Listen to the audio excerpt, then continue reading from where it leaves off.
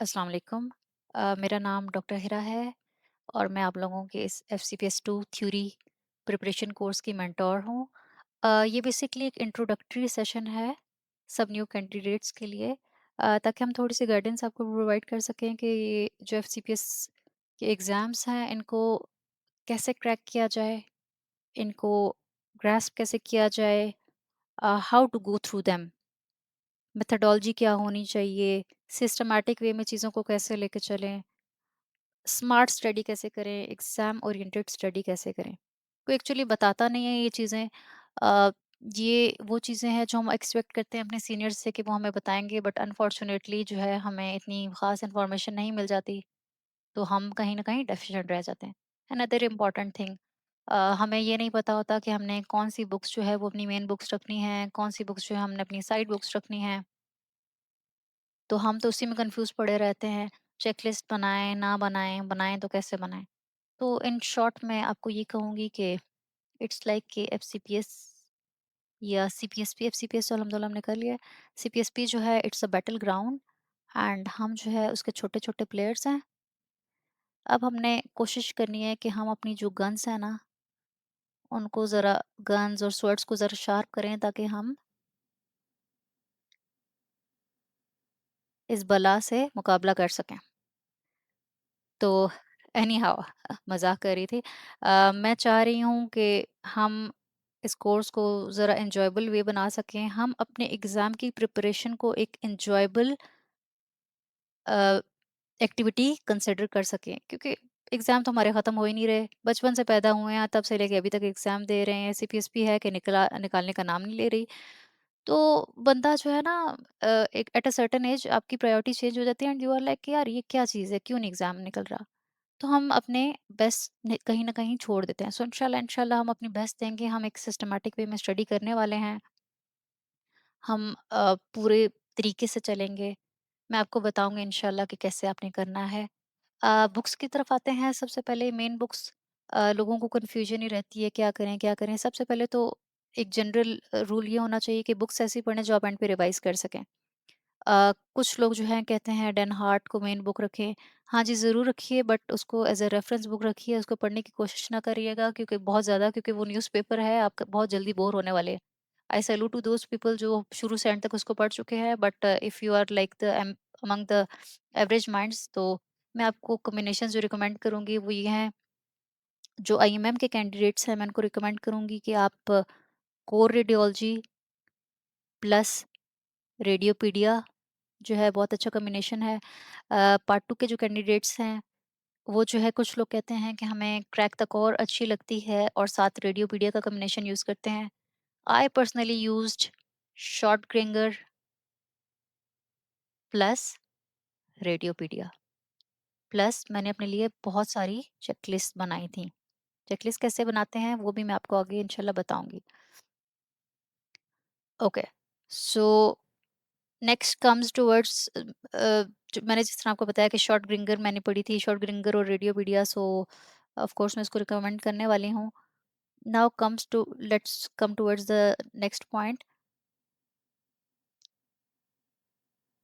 तो next point ये है कि अब हम एफआरसीआर की कौन सी बुक्स करें। कुछ लोग जो है, so now let's come towards the next point कि एफआरसीआर की कौन सी बुक्स जो हैं वो इम्पोर्टेंट हैं और करनी चाहिए। बुक्स तो बहुत सारी हैं एफआरसीआर की, कोई 7-8 बुक्स तो हैं ही हैं, बट कौन सी रियली इम्पोर्टेंट हैं। तो सबसे पहले तो मैं आपको रिकमेंड करने वाली हूँ कि क्यूरी, it's a really good book. Second पे get through old plus new, I am talking about that 2009 and 2017 session. एक और भी इसकी अभी एडिशन आया है, लेटेस्ट एडिशन। थोड़ी सी चीज़ें इसमें चेंज हैं, बट इतने मज़े की नहीं है वो। थर्ड जो मैं आपको रिकमेंड करूँगी, that's master pass 1 plus 2, old edition plus new edition. Fourth जो है वो है ग्रिंगर एंड सक्सीडिंग। एंड अगर आप लोगों के पास बहुत ज़्यादा टाइम है तो फिर बैरेट, एल्स आप ये स्किप भी कर सकते हैं। स्किप मैं इसलिए कह रही हूँ क्योंकि इसमें बहुत सारे क्वेश्चन हैं जिसमें if, the, but, except, other than, इस तरह के आधे से ज़्यादा एमसीक्यूज़ तो उसमें हैं जो बहुत माइंड बॉगलिंग वाले होते हैं। और टू बी ऑनेस्ट मैंने जितने अटेम्प्ट्स दिए हैं तो इक्का-दुक्का कोई ऐसे क्वेश्चन होता है other than if, but, shut वाला। तो बजाय इसके मैं आपको रिकमेंड करूँगी, बजाय इसके कि आप इसके ऊपर दिमाग मारें, आप ये जो ऊपर वाली बुक्स हैं इनमें से किसी को दोबारा रिवाइज़ कर लीजिएगा। सो ये हो गई आपकी एफआरसीआर की बुक्स। अब एफसीपीएस 2 का पेपर पैटर्न क्या होता है? एफसीपीएस 2 का पेपर होता कैसे है? सो बेसिकली इट्स लाइक कि पेपर 1 एंड पेपर 2 2 पेपर्स होते हैं एंड 2 2 आवर्स ईच। देख सुनने में तो बड़े मज़े का लगता है कि यार 2 घंटे और 100 एमसीक्यू, ये तो आराम से हो जाएँगे। अ, मुझे भी ऐसे ही लगता था, बट एक्चुअली थिंग ये है कि आपको टाइम मैनेजमेंट की बहुत ज़्यादा ज़रूरत पड़ती है। मैथ्स अगर हम इसकी करें तो इट्स लाइक कि आपके पास 2 आवर्स होते हैं, मतलब 1 आवर में हो गए 60 minute plus 60 minute which equals to 120 minutes. और आपने कितने एमसीक्यू करने हैं घंटा में? That's 100 MCQ. इसका मतलब ये है कि आपने 1 घंटे में 50 एमसीक्यू तो किया हुआ हो। अगर आपने 50 एमसीक्यू किया हुआ है, trust me you are going good. और खुदा न खास्ता अगर आपने इससे कम किया हुआ है तो वो ज़रा परेशानी की बात होती है। बंदा पैनिक कर जाता है, जो कि एक अच्छी सिचुएशन नहीं है और मैं नहीं चाहूँगी कि मेरी किसी कैंडिडेट्स के साथ है। तो मेक हैबिट ऑफ इट कि जब भी आप अपने एमसीक्यू कर रहे हैं तो आप टाइम पे ज़रा नज़र रखें और अपने पहले ही माइंड में बनाया हो कि मैंने जो है इतने 50 एमसीक्यू जो हैं वो मैंने अपने कर लेने हैं 1 आवर में। अगर जो 10 मिनट्स जो ऊपर बच रहे हैं वो फाइन, वो इधर-उधर कहीं यूज़ हो जाएँगे। थिर्डली एक इम्पॉर्टेंट पॉइंट ये है कि जब हम अपने एमसीक्यू कर रहे होते हैं तो हम ज़्यादातर एट द एंड 2 ऑप्शंस पे मिक्स हो जाते हैं। सो आपने सुना होगा, एक मर्तबा दोबारा सुन लें कि जैसे ही आपने इमेज पढ़ा, अभी आपने ऑप्शंस देखने ही नहीं है, जैसे ही आपने इमेज पढ़ा तो अगर तो आपकी बेस अच्छी है तो आपके माइंड में पहले ही एक आंसर पॉप अप हो रहा होगा। Most of the time 95% of the time वो जो आंसर पहली मर्तबा आपके माइंड में आया है वही ठीक आंसर होता है। क्योंकि हम सोचते हैं कि नहीं यार इसका आंसर तो ये भी हो सकता है और हम उसको उस वक़्त स्किप कर देते हैं। बाद में वो चीज़ ज़्यादा कन्फ्यूजन हमारे लिए आ रही होती है। सो जो आपको बिल्कुल कन्फर्म है आपने प्लीज़ वो स्किप नहीं करना है, क्योंकि एंड पे टाइम बिल्कुल भी नहीं बचता। जो कन्फर्म है उनको उसी की उसी तरह निकालते जाएँ। तो ये था आपका पेपर पैटर्न। और जहाँ तक मैं आपको बताऊँ तो इट्स लाइक कि पास्ट पेपर्स और एफआरसीआर दोनों बुक्स से आते हैं पेपर, बट कोई 15 से 20% ऐसा पेपर होता है जो इन दोनों से कहीं से भी नहीं आता। वो बस अल्लाह मियाँ की तरफ से आया होता है और वो अगर आपकी किस्मत है तो आप कोई तुक्का लगाएँगे और वो आंसर निकल जाएगा। And so it's like this, उन 15-20% के पीछे अपने बाकी जो 75-80% है उसकी तैयारी को ख़राब नहीं करना, इंशाल्लाह वो अच्छा करना है। कंसेप्ट्स अच्छे रखने हैं, हम कोशिश करेंगे पास पेपर भी डिस्कस करें। एंड पे आपको मैं मुख्तलिफ लोगों के ओपिनियंस भी बताऊँगी जो कंट्रोवर्शियल एमसीक्यूज़ हैं। वो भी इंशाल्लाह करेंगे। अभी मैं आपको मज़ीद बताऊँगी कि मैंने अपनी स्टडी कैसे की थी। तो उसमें एक पॉइंट ये भी था कि आप जो अ, एमसीक्यू करते जाएँ और अगर आपको लगे कि यार ये एफआरसीआर का एमसीक्यू है और ये तो पास्ट पेपर में कहीं न कहीं देखा लगता है, तो आपने उसके साथ छोटा-सा एक रेड स्टार बना देना है ताकि आप जब उसकी प्रिपरेशन करें तो आपको आसानी हो। So now let's come towards the next point. So now coming towards the question कि मैंने अपने एग्ज़ाम की प्रिपरेशन कैसे की थी। Well actually I am an old school type person. मैं लिख लिख के स्टडी करती हूँ, मुझे लिख के स्टडी करने का बहुत शौक है। सो मैंने बहुत सारे नोट्स बना रखे थे अपने। बट वन थिंग जो मेरा फेयर था वो ये था कि जैसे मैंने आपको बताया कि डिफरेंट लोग जो है वो डिफरेंट बुक्स को फेवर करते हैं। कुछ लोग जो है वो क्रैक द कोर और रेडियोपीडिया का कम्बिनेशन रखते हैं। कुछ लोग कोर रेडियोलॉजी तो खैर मैं आईएमएम के स्टूडेंट्स जो हैं हमारे साथ अगर कोई एडेड है तो उनको रिकमेंड करूंगी कि आप अपने आईएमएम के एग्जाम्स के लिए कोर रेडियोलॉजी पढ़ें, बहुत अच्छी बुक है। एनी हाँ मैंने शॉर्ट ग्रिंगर की थी और साथ रेडियोपीडिया किया था। बट स्टिल कहीं ना कहीं मुझे ये डर था कि व्हाट इफ कि ये फलाना टॉपिक जो है वो इस बुक में ना हो या डेफिशिएंट हो, तो देन और उसमें से कोई एमसीक्यू आया तो then what I will do. तो मैंने उसका क्या किया कि मैंने चेकलिस्ट बनाई अपने लिए। What did I do? For example मैंने एक यूनिट लिया। For example let's take GIT लिया। 7 एफआरसीआर की बुक्स जो मैंने आपको मेंशन किया 7 टू 8 जो इंपॉर्टेंट वाली हैं, उन सब के मैंने देखे कि जीआईटी में जितने भी क्वेश्चंस हैं जीआईटी के यूनिट्स में वो किन-किन टॉपिक्स से आए हुए हैं। उन सब टॉपिक्स को मैंने लाइन अप कर लिया जितने भी थे। इट्स लाइक कि topics of GIT from like 7 to 8 books. उससे क्या हुआ कि मुझे 90% टॉपिक्स मिल गए जिससे सीपीएसपी अपने क्वेश्चंस बनाता है। सो ये बहुत अच्छा पॉइंट हो गया। सेकेंडली क्या हुआ कि मैंने ग्रुप कर लिए सेम सेम टॉपिक्स को, तो मेरी बहुत ज़्यादा एफर्ट्स नहीं लग रही थी। इट्स लाइक कि टॉपिक्स वही होते हैं, बस सीपीएसपी आपको डिफरेंट एस्पेक्ट्स में टेस्ट कर रहा होता है। For example, let's take an example of ileocecal tuberculosis. अब चूंकि हमने ट्रेनिंग तो कर रखी है, तो हमने जब ट्रेनिंग की थी, तो ट्रेनिंग के दौरान हम रिपोर्टिंग भी करते थे, सिटी भी देखते थे, एमआर के इमेजेस भी देखते थे, तो हमारा नॉलेज फ्रेश था। बट अब चूंकि हम थ्योरी की तरफ आए हैं, तो हम we are more into like reading reading reading reading. तो हम चूंकि मैच नहीं कर रहे अपने एमसीक्यूज को इमेजेस के साथ, तो हम कहीं न कहीं तुक्के मार के पढ़ रहे हैं। तो मैंने इसको रिमूव करने के लिए क्या किया कि मैंने रेडियोपीडिया की इमेजेस साथ देखना शुरू कर दी। फॉर एग्ज़ाम्पल, मैं एफआरसीआर की book, for example I picked Curie, तो क्यूरी के मैंने एमसीक्यूज़ किए और फिर साथ उसकी मैंने इमेजेस देख ली रेडियोपीडिया से। उससे मुझे 2-3 फ़ायदे हुए। एक तो ये कि जो हमारे इंटरैक्टिव स्टेशंस आजकल आना शुरू हुए हैं थ्योरी के एग्ज़ाम्स में, इट्स लाइक एक इमेज बनी होती है और नीचे लिखा होता है कि व्हाट्स द डायग्नोसिस। वो काफ़ी सारे रेडियोपीडिया से उठाए थे।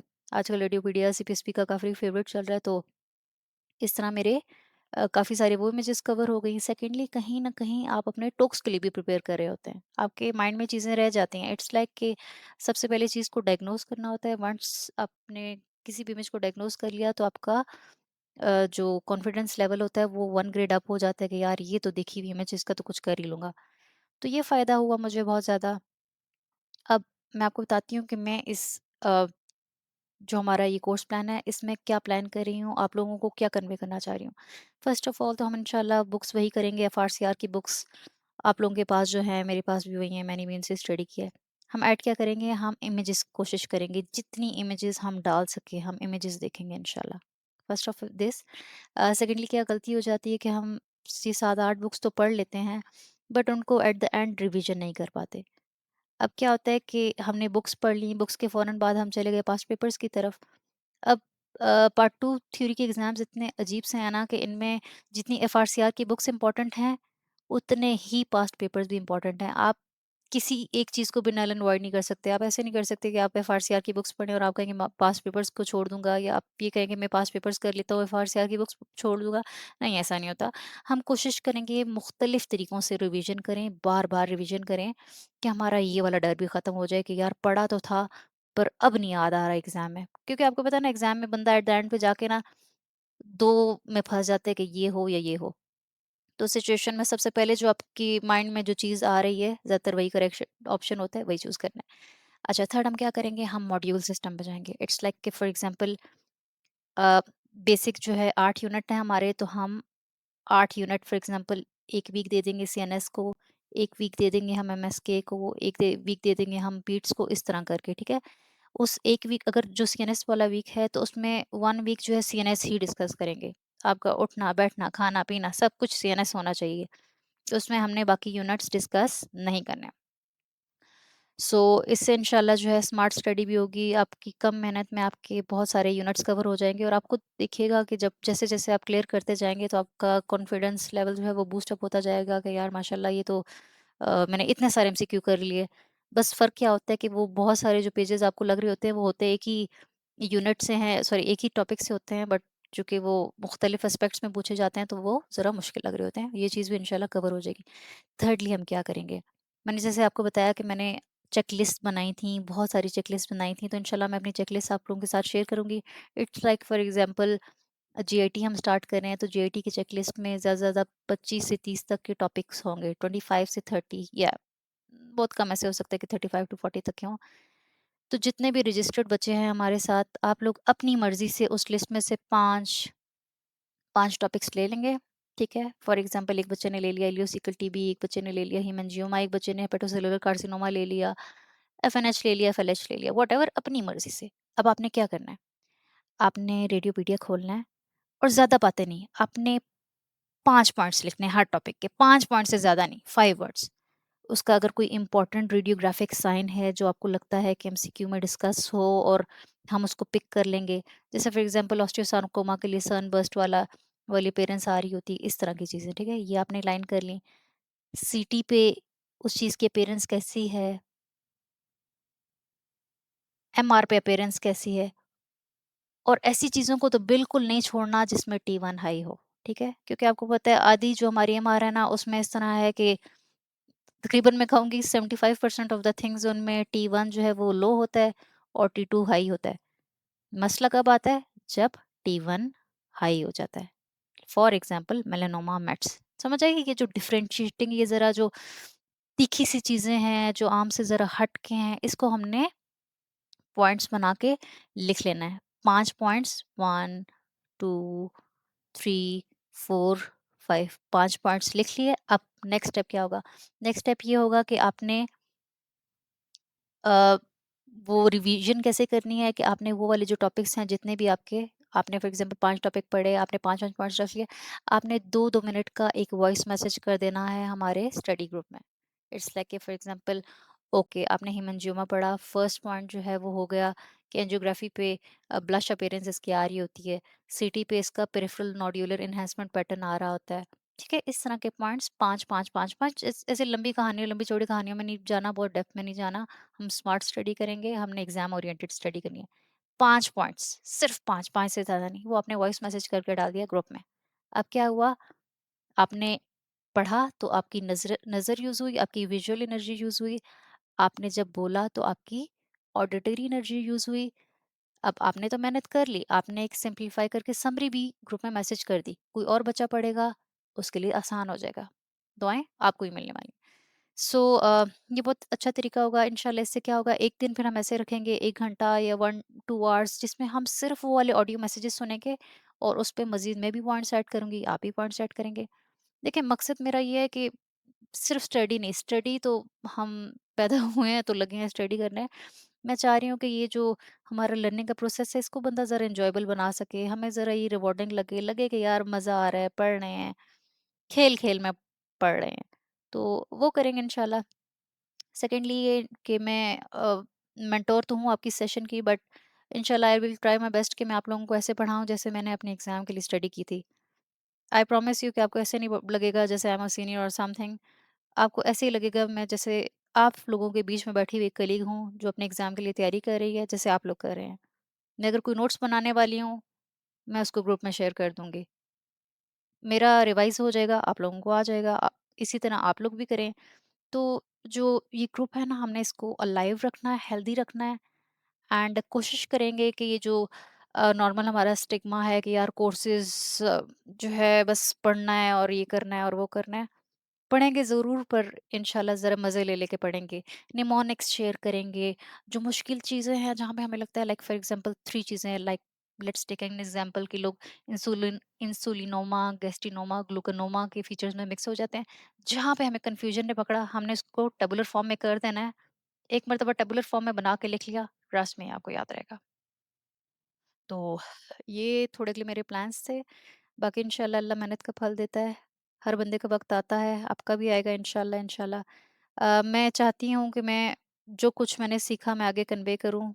मैं कुछ ढका-छुपा नहीं छोड़ना चाहती। I want to give you the raw information. I promise you people that मैं अपनी बेस्ट करने वाली हूँ। I am going to give you every single thing. वो हर चीज़ जो मैंने सीखी है मैं आप लोगों को सिखाने को रेडी हूँ। बट बच्चों, मेहनत आप लोगों ने भी करनी है, मैं भी करूँगी, आप लोग भी करेंगे, आप लोगों का एग्ज़ाम है। तो सीरियसली लेंगे इस चीज़ को इंशाल्लाह। 1 week, 1 target, we will reach it. End पे इंशाल्लाह आपके ग्रैंड मॉक्स भी होंगे। और दैट्स हाउ। मज़ीद अगर आप लोगों के कोई सजेशंस हैं कि दीज़ आर द टॉपिक्स जिसमें हमें समझ नहीं आ रही, ये हमारे लिए मुश्किल हैं, तो आप अपने ग्रुप में पोस्ट कर सकते हैं। हम उसको ईज़ी वे में समझाने की कोशिश करेंगे। उसको डिस्कशन करेंगे। एक हेल्दी डिस्कशन रखनी है ताकि मुझे भी मज़ा आए आप लोगों को पढ़ा के, आप लोगों को सुन के मज़ा आए। आई एम रियली होपफुल कि अच्छे-अच्छे कैंडिडेट्स ऐड हुए हैं मेरे साथ, जिनको पढ़ा के मुझे मज़ा आने वाला है। Thank you people. अल्लाह हाफ़िज़।